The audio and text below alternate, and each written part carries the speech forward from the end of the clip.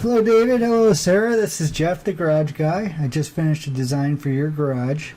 David, you asked me to kind of price things both ways. We talked about the unfinished interiors versus the finished interiors. What I did here today was the unfinished interiors.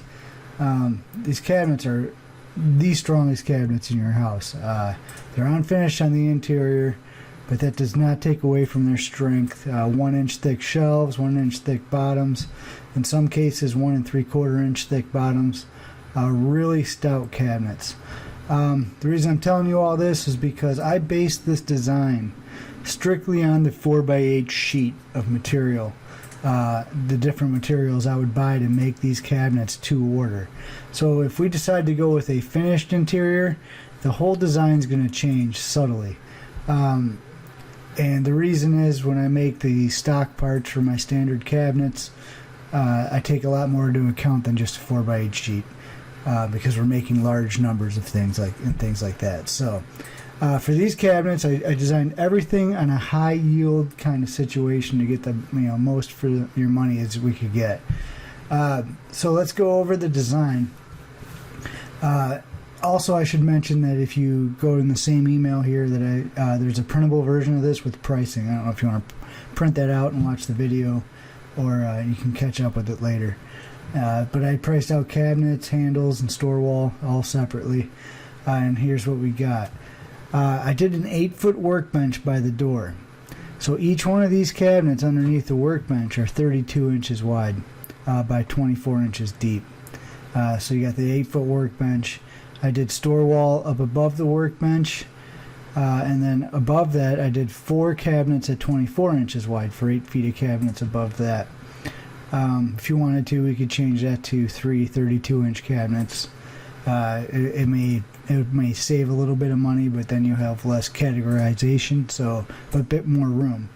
But that's what I did instinctively now. Is sometimes it's nice to have separate cabinets for separate types of things. So we got 12 inches deep up here, 24 inches wide, 30 inches tall. Alright, then to the right side of the door, these cabinets here are 24 inches wide, they're 90 inches tall, 6 inches off the ground, and they're going to be flush with these cabinets that are the 24 inches deep to the right, as you can see in the top view. These cabinets here on the far right wall, or far right rear wall, I'm sorry, each one of these cabinets is 33.5 inches wide. So basically that means the interior of the cabinets is 32 inches wide, meaning the tops, bottom shelves are 32 inches wide and the sheet is 96 inches. So this is a situation here, this is an example of where I really maxed out the yield of the material, where we're throwing away almost nothing. The catch is, with these cabinets here being 33.5 inches wide,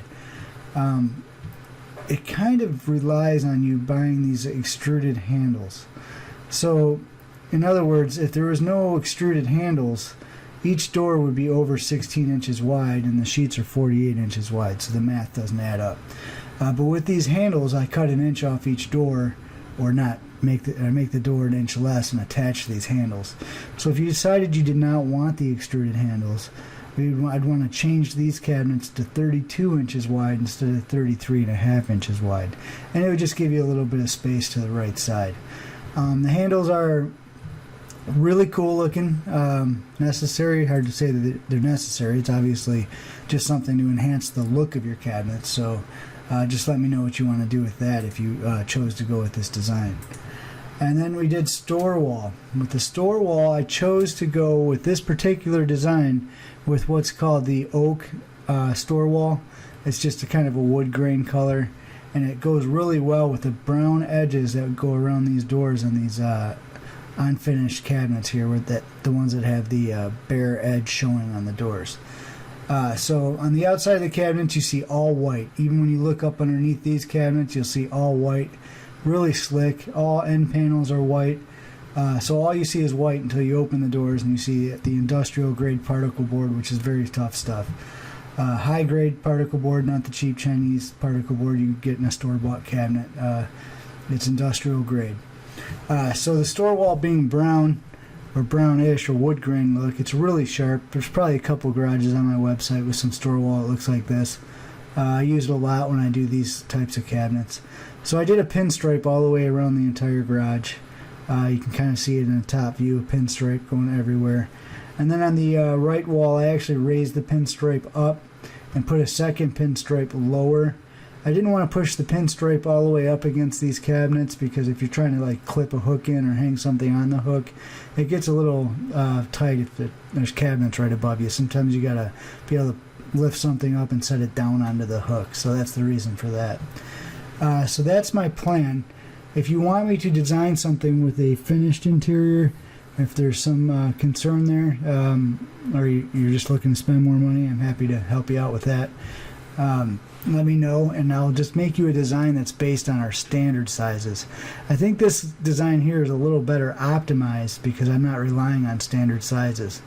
And then the next step up above that would be finished interiors and custom sizes. So that's our options for now, and let me know what you think about the design, whether you want me to do some finished cabinet designs, and I'll look forward to hearing back from you guys. Appreciate it.